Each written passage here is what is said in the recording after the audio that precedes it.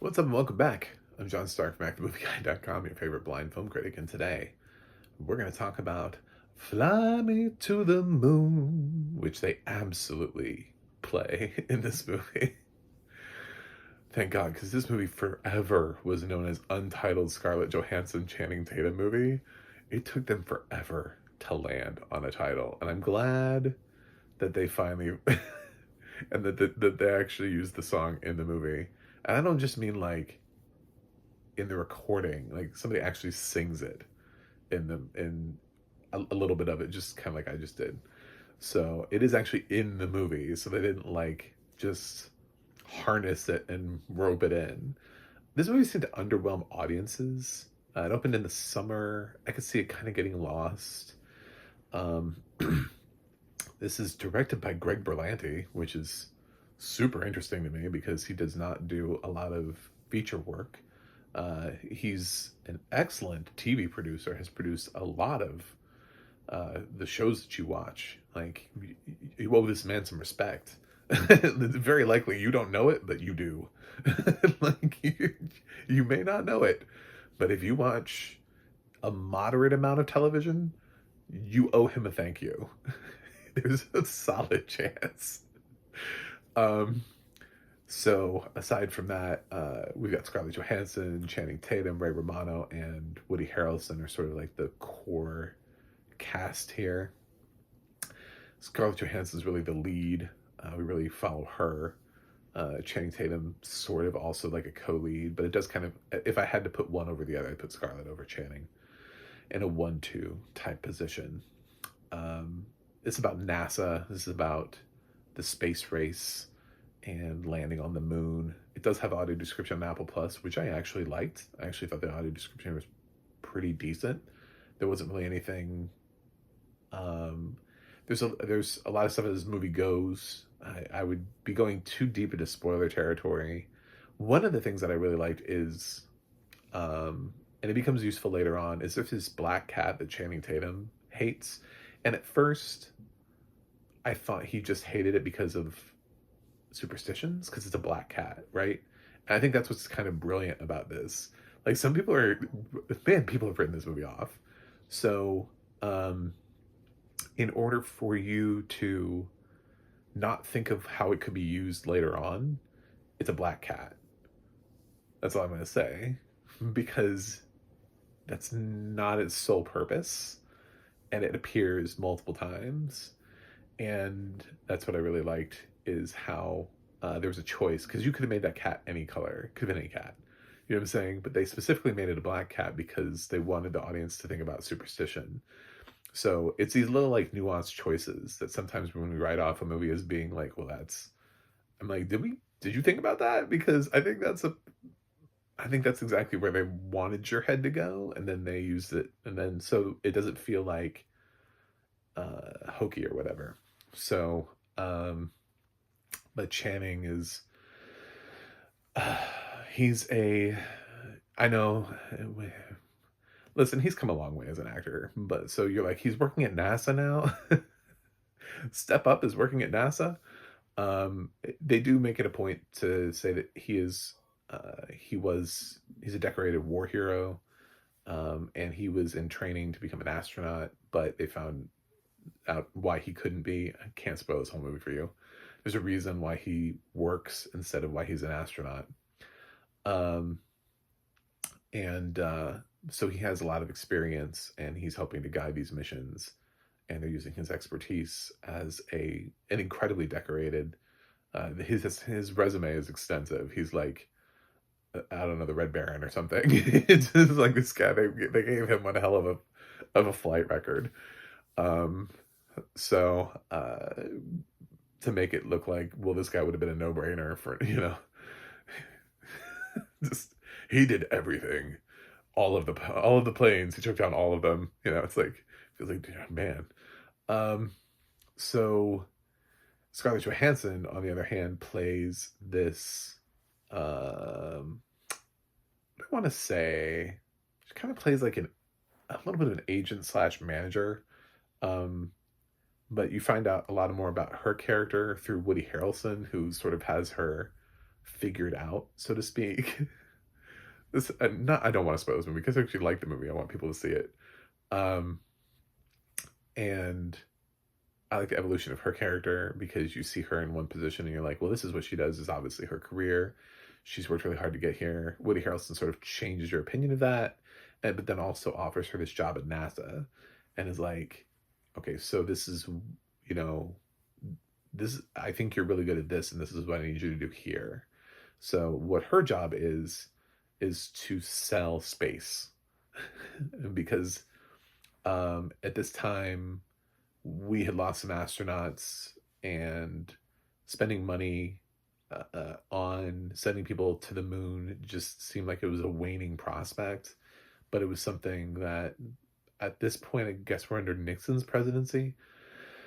So it's something that the president is really behind and wants to fund.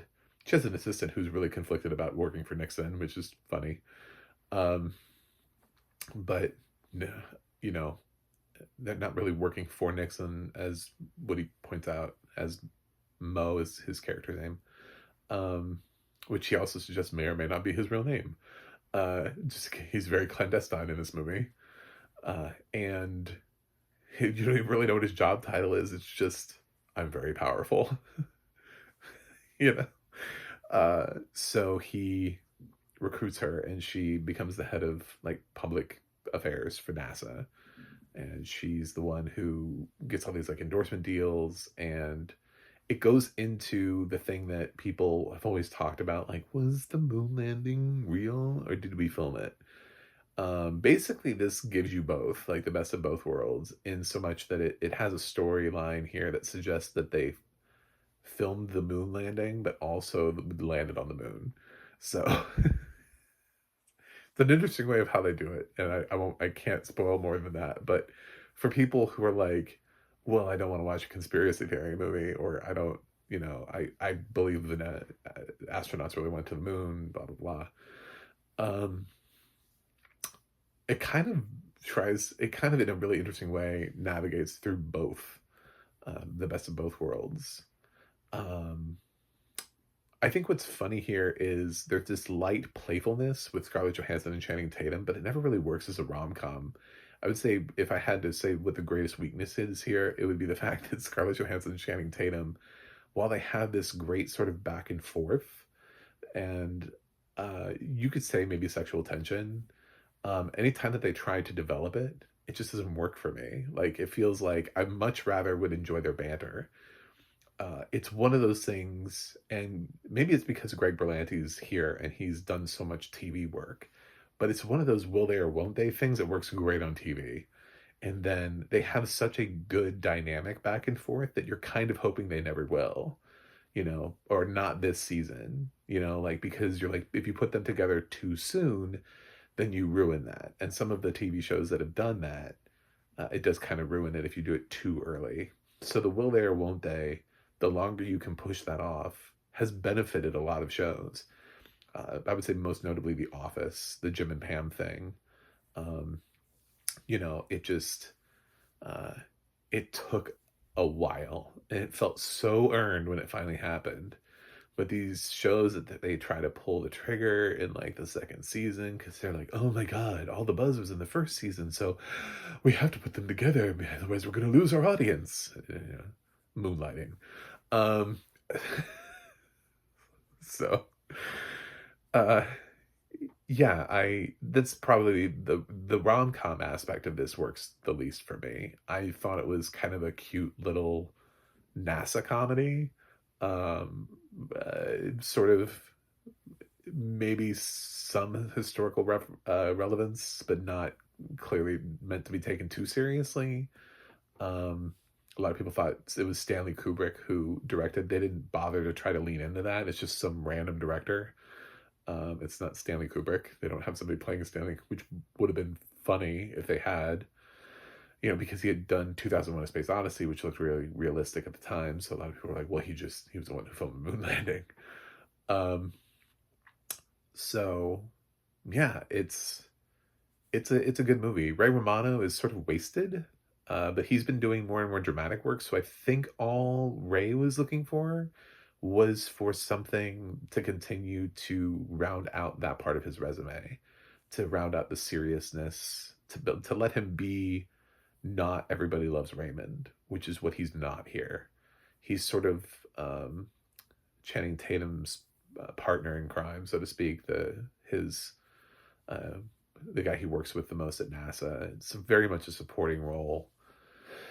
He offers some words of wisdom as sort of like the elder statesman, because Woody's not in the movie that much. He comes in whenever he needs to sort of bring down the hammer, and that's about it. He's very d almost like very 007 of him. He just kind of, you're like, "What is your job?" Like, and but he always manages to make stuff, and people are just sort of scared, and he's like, "Oh, you don't wanna know."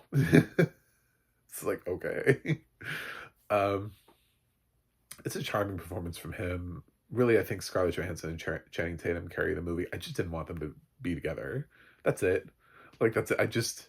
I wanted the movie to be daring enough to not be a rom-com and to flirt with being a rom-com. That's where I think the movie, like, when people are like, oh, there's something about this movie that doesn't work, I think that's what it is. And it's not that they don't have chemistry, it's that they have chemistry, but it's that the movie is more fun not as a rom-com. Not to because when you're focused on the other angles of it, and when they're driving each other insane, mostly she's driving him insane, that is where the movie's interesting. Um, it's not. Like, they go out they go out on a date, and that was, like, the least fun thing about the movie. I I just was like, "This is boring." Like, it kind of, like, the energy dipped, and I was like, "I don't need this. Please." Luckily, it's not that heavy in the movie, but the fact that they went there at all, like, they were trying to make this a rom-com, it just doesn't work as a rom I think, honestly, audiences would have been really appreciative of the bolder choice to not put them together, but to have that weird tension that they have, where they clearly are, like, attracted to each other, but also really annoyed by each other.